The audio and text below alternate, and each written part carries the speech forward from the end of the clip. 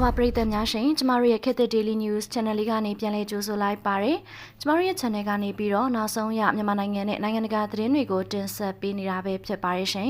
ဒီကနေ့မှာပထမဦးဆုံးတစ်ပုဒ်အနေနဲ့တင်ဆက်ပေးဖို့အတွက်ရွေးချယ်ထားတာလေးကတော့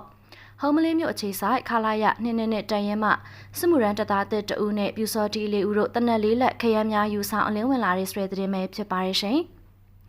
စကိုင်းတိုင်းဒေသကြီးဟုံးမလင်းမြို့အခြေဆိုင်ခလာယာနှစ်တန်ရဲမှစစ်မှုရန်တပ်သားတစ်တဦးနဲ့ပြူစောတီလေးဦးတို့ကတနက်လေးလက်နဲ့ခရမ်းများယူဆောင်အလင်းဝင်လာကြောင်းမော်လာ Revolution မှာတာဝန်ရှိသူတို့ကပြောပြခဲ့ပါတယ်။အော်တိုဘာလနဲ့ဒီဇင်ဘာလ9ရက်နေ့တို့မှာဟုံးမလင်းမြို့အခြေဆိုင်ခလာယာနှစ်တန်ရဲမှစစ်မှုရန်တပ်သားတစ်တဦးနဲ့ပြူစောတီလေးဦးတို့ကတနက်လေးလက်နဲ့ခရမ်းများယူဆောင်လာပြီးမော်လာခရိုင်အမှတ်1တရဲများတို့ဆက်သွယ်အလင်းဝင်ရောက်လာခဲ့ကြောင်းထိုအလင်းဝင်ရောက်လာသူများကိုတဦးလျင်ငွေကျပ်350ချီးမြှင့်ခဲ့ကြောင်းသိရှိရပါတယ်။အလင်းဝင်ရောက်လာတဲ့သူကတော့9ဦးပါပြူစောတီ4ဦးနဲ့စစ်မှုရန်တပ်သား1ဦးပါ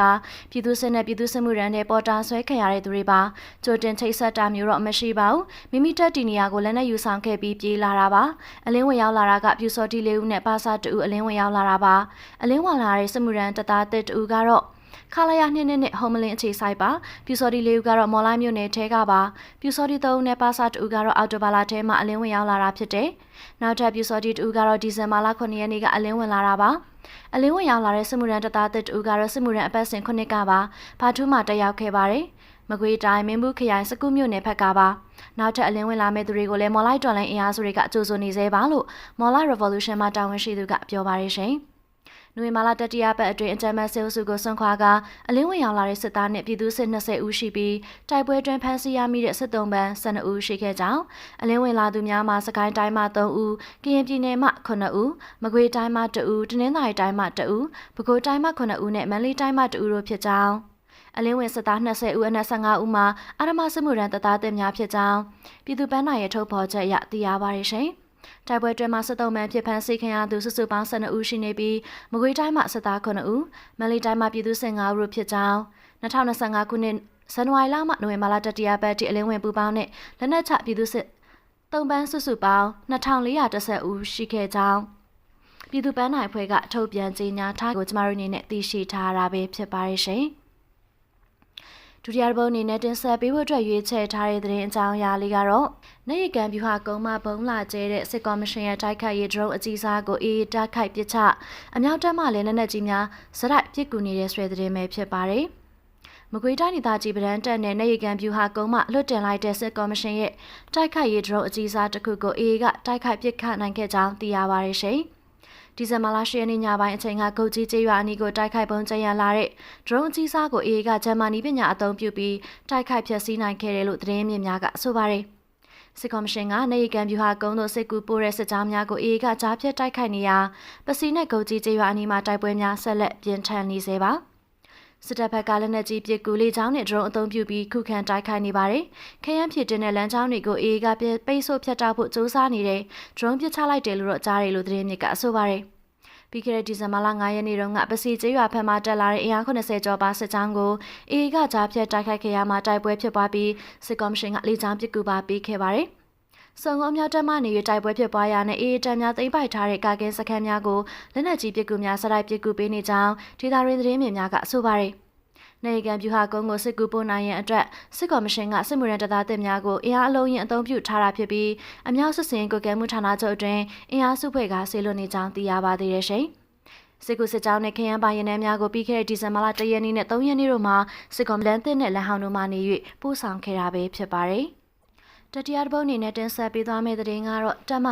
69စကခဆက်ခွန်အလွန်မှာနေရီကန်ဗျူဟာကိုခုခံဖို့စစ်ကောင်စီကြံဖန်နေပြန်တဲ့ဆွဲသတင်းပဲဖြစ်ပါရဲ့ရှင်။တမ69စကခဆက်ခွန်တို့နဲ့ခုခံနေတဲ့နေရီကန်တိုက်ပွဲမှာအထိနာနေတဲ့စစ်ကောင်စီတပ်ကနောက်တက်ဗျူဟာပြောင်းဖို့ပြင်ဆင်နေပြီးစစ်တပ်တပ်ရင်းတွေကိုထပ်မံပို့ဆောင်နေပါတယ်။မနေ့တုန်းကဒီဇင်ဘာလ9ရက်နေ့ကပဒံမြို့နယ်ထဲကအမှတ်905အမြောက်စခန်းကွက်ကဲမှုဌာနချုပ်ကိုအရာရှိတွေအပါအဝင်စစ်ကောင်စီတပ်ဖွဲ့အများပြားကိုစစ်ကား28စီးနဲ့ပို့ဆောင်ခဲ့တယ်လို့ဆိုပါတယ်။သူတို့ဗျူဟာရောစီရေးတာဝန်ခံမှပြောင်းမဲ့ထင်တယ်။မနေ့ကစီရင်နဲ့ဝင်လာတဲ့ဒီနေ့အခြေအနေတစ်ခုခုထူးခြားနိုင်တယ်လို့မြေပြင်သတင်းမြစ်ကဆိုပါတယ်ရှင်။နေကန်ဗျူဟာကုန်းကိုအေးနဲ့မဟာမိတ်တွေကပြီးခဲ့တဲ့ဖေဖော်ဝါရီလမှာထိုးစစ်စတင်ခဲ့တာပါ။အဲ့ဒီချိန်တုန်းကဒေသရင်းစစ်စင်ရေးနဲ့ကုခံစစ်တွေကိုတမ69ကတာဝန်ယူခဲ့တာပါ။ ကာကင်စခန်းတွေကိုအေးနဲ့မဟာမိတ်တွေကတခုပြီးတခုသိမ်းယူခဲ့ပြီးတော့အထိနာနေတဲ့စစ်ကောင်စီကတမ69တမမှုဗိုလ်မှူးကြီးတင်မောင်ကျော်ကိုမီလာတဲမှာပြန်ဖမ်းပြီးဟာခအခြေချစစ်ဗျူဟာမှုဗိုလ်မှူးကြီးစိုးဝင်းထွန်းကိုတမ69တမမှုတာဝန်ပေးအပ်ခဲ့ပါတယ်ထိုစစ်စတင်တဲ့ဖေဖော်ဝါရီလထဲမှာတင်တမ69လက်အောက်ခံအမှတ်990နဲ့နီးဗျူဟာအဖွဲ့ကယာယီနီးဗျူဟာမှုဒုတိယဗိုလ်မှူးကြီးကျော်ကျော်တက်နဲ့ဗျူဟာရုံးအဖွဲ့ဝင်19ဦးအပြင်စစ်တုံးမဲ့အများပြားကိုအေးကဖမ်းမိခဲ့ပါတယ်။ဩဂတ်စ်လနောက်ပိုင်းမှာတော့တမ69လက်အောက်ခံတရဲတွေအစားရှမ်းတောင်ချေဆိုင်စစ်စင်ကိုကဲမှုဌာနချုပ်စကခ19ကိုပို့ပြီးခုခံခဲ့ပြန်ပါတယ်။စကခ19လက်အောက်ခံတရင်တွေဖြစ်တဲ့ခမာယ904ခမာယ969ခမာယ905ခမာယ909ခမာယ920ခလာယ295တို့နဲ့အတူ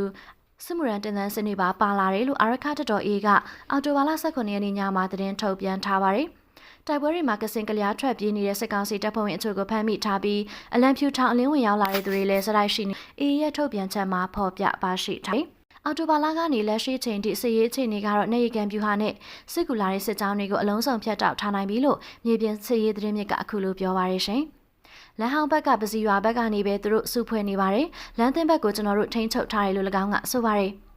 စစ်ကောင်စီကအမ်ဒန်လန်ဟောင်းဖြစ်တဲ့ငဖဲမျိုးနဲ့ပစီရွာကိုတပ်ဆွဲထားပြီးအဲ့ဒီကိုအင်အားတွေပို့ဆောင်နေတာပါ။နေကန်ဗျူဟာနဲ့ပစီရွာကိုအေးနဲ့ပူပေါင်းတပ်တွေကဖျက်တောက်ထားနိုင်ပြီးတော့ဗျူဟာထဲကိုလေကြောင်းကနေရိတ်ခါနဲ့လက်နက်ခဲယမ်းတွေပို့ဆောင်နေပါတယ်။နေကန်ဗျူဟာထဲကကဘာအလုံးပုံအဆောက်အုံထဲမှာတော့တန်ရရစစ်ကောင်စီတပ်ဖို့စေဝါကုသပေးနေတယ်လို့သိရှိထားတယ်။နေကန်ဗျူဟာကတောင်ထိပ်ဒေသစိုးထိုင်းစမြန်မာတဲ့အတွက်ရီဒါကိုပျက်စီးမှုကနေကာကွယ်နိုင်ဖို့အတွက်ကဘာလုံးပုံစံမြူကာစနစ် Fiberglass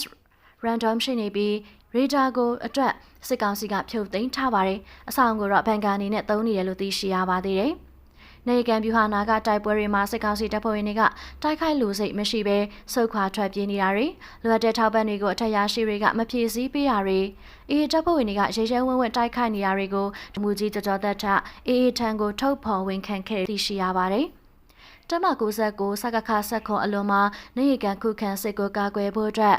အချမ်းမစစ်ကောင်စီကနေပြီးတော့ဘသူကိုတာဝန်ပေးမလဲဆိုတာကိုတော့မသိနိုင်သေးပါဘူး။အေဘက်ကတော့နေကန်ဗျူဟာကိုပိတ်ဆို့တိုက်ခိုက်နေပြီးတိုက်ပွဲတွေအတွင်းမှာစစ်ကောင်စီတပ်ဖွဲ့ဝင်အများအပြားကစင်ကလျားထွက်ပြေးနေသလိုလက်နက်ချတဲ့သူတွေလည်းရှိနေတယ်လို့နိုဝင်ဘာလလယ်မှာထက်မြန်ထုတ်ပြန်ခဲ့တာကိုသိရှိရပါရှင်။လေကြောင်းကတော့နေတိုင်းလဲလာနေတယ်နေတိုင်းလဲကျဲနေတယ်လို့မြေပြင်စစ်ရေးသတင်းမြစ်ကဒီကနေ့ဒီဇင်ဘာလ10ရက်နေ့မှာပြောပါတယ်။အေကလက်ရှိချိန်မှာရခိုင်ပြည်နယ်ကြားဖြူမြို့နယ်ကနေစစ်ကောင်စစ်စခန်းတွေကိုတိုက်ခိုက်နေသလိုပဲခူးတိုင်းဒေသကြီးပန်းတောင်မြို့နယ်ထဲကကပါစ16အနီးညောင်ကျိုးကျေးရွာကလီလာတောင်ပတ်ဝန်းကျင်အီယောက်ဒီတိုင်းဒေသကြီးတာပေါင်းနဲ့လီမျက်နှာများလည်းတိုက်ပွဲတွေပြင်းထန်နေတယ်လို့ကျမတို့အနေနဲ့သိရှိထားတာဖြစ်ပါတယ်ရှင်။